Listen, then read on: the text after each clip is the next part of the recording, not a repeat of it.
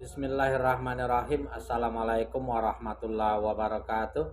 Alhamdulillahirabbil alamin wassalatu wassalamu ala asrofil anbiya'i wal mursalin wa ala alihi wa ashabihi wa man tabi'ahum bi ihsani illa yaumiddin. Amma ba'du.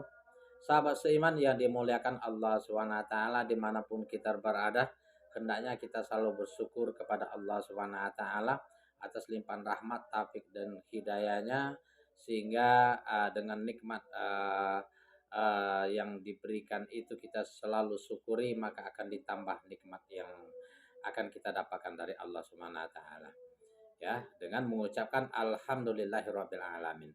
Salat beserta salam semoga selalu tercurahkan kepada baginda Rasulullah sallallahu alaihi wasallam, keluarganya, sahabat dan pengikut-pengikutnya hingga akhir zaman. Allahumma sholli ala sayyidina Muhammad wa ala ali sayyidina Muhammad. Mudah-mudahan kita mendapatkan syafaatnya di yaumil akhir. Amin. Allahumma amin.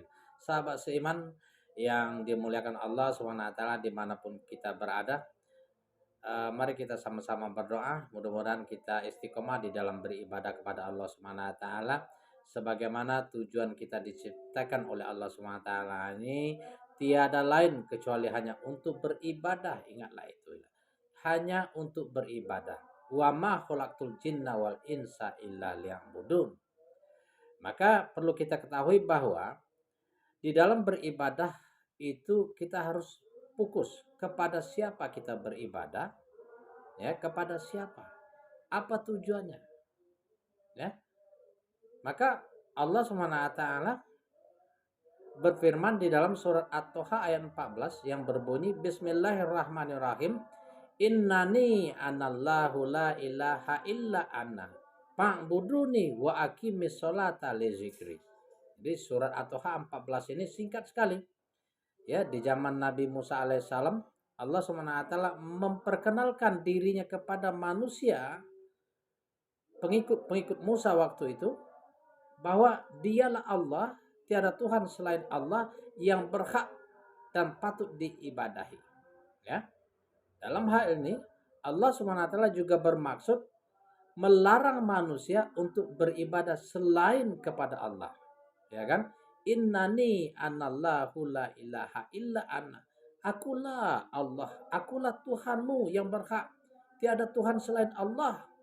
Dan di dalam ayat ini juga Allah menekankan bahwa sesungguhnya manusia janganlah sekali-kali syirik beribadah selain kepada Allah, karena sesungguhnya syirik itu adalah dosa besar yang tidak bisa diampuni. Nah itu ya, mari semua manusia ini ditekankan oleh Allah Subhanahu wa taala. Maka kalau kita tidak beribadah kepada Allah Subhanahu wa taala, mari kita berpikir ulang, ya. Benar tidak ibadah kita? Benar tidak agama kita, ya? Ketahuilah bahwa di dalam hal ini Allah Subhanahu wa taala menekankan juga bahwa untuk beribadah kepada Allah Subhanahu wa taala dengan baik dan benar, Islamlah jalannya. Allah Subhanahu wa taala mengatakan inad dina indallahil Islam.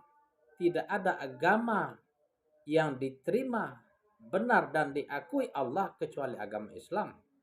Di dalam ayat lain Allah juga menekankan wa may yabtaghi ghairul islami dinan fala yuqbala minhu wa huwa fil akhirati minal khosirin.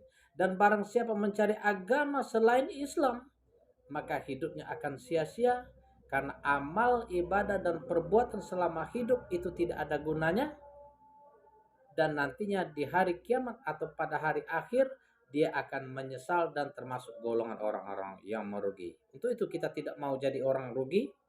Percayalah, walaupun kita baik kepada sesama manusia, menolong anak yatim, ya, fakir miskin, membangun jalan dan lain sebagainya, tetapi tidak menyembah Allah, tidak beribadah kepada Allah Subhanahu wa taala, maka sia-sia. Ini maksud daripada beberapa ayat yang kita bacakan tadi. Untuk itu, kaum seiman dimanapun kita berada, kata Allah, fa'buduni, sembahlah aku, ikutilah petunjukku dengan mengikuti Nabi Muhammad sallallahu alaihi wasallam. Wa aqimis sholata li zikri, dirikanlah sholat untuk mengingat aku. Jadi kita selalu diperintahkan oleh Allah SWT untuk bersyukur dengan mengingat Allah dengan caranya sholat adalah perkara yang paling utama di dalam beribadah kepada Allah Subhanahu wa taala. Karena sholat inilah yang akan membimbing kita selamat dunia akhirat dengan tercegah perbuatan keji dan mungkar. Inna sholata tanha anil fahsya'i wal munkar wala zikrullahi akbar. Dan sholat inilah, zikir melalui sholat inilah adalah perkara agama yang paling besar, ya. Maka sholat ini Nabi Muhammad mengatakan as-sholatu ala waktiha. Sholat ini adalah amalan yang paling utama dan juga amalan yang paling pertama kali dihisab pada hari kiamat.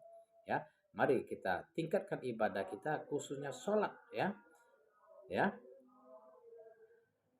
itu sahabat-sahabat seiman.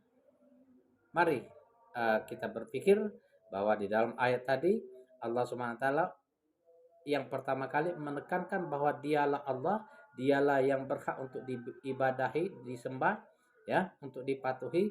Allah melarang kita untuk beribadah selain kepada Allah, dilarang untuk berbuat syirik. Wa'budullaha wa la tusyriku bihi syai'ah. Sembahlah aku Tuhanmu, kata Allah, janganlah kalian beribadah selain aku, ya. Dan Allah SWT mengatakan di dalam ayat lain, ya ayuhan nasu budu rabbakumul ladzi khalaqakum walazina min qablikum la'allakum tattaqun. Dan sembahlah kalian wahai manusia, beribadah kepadaku Tuhan yang menciptakan kamu sebagaimana orang-orang beribadah sebelum kamu, ya, yang aku ciptakan kepada Allah agar kalian menjadi orang-orang yang beruntung, yaitu orang-orang yang bertakwa. Demikian kultum yang singkat ini, mudah-mudahan dapat memotivasi kita khususnya orang-orang yang beriman kepada Allah Subhanahu wa taala dan Rasulullah sallallahu alaihi wasallam. Demikian, assalamualaikum warahmatullahi wabarakatuh.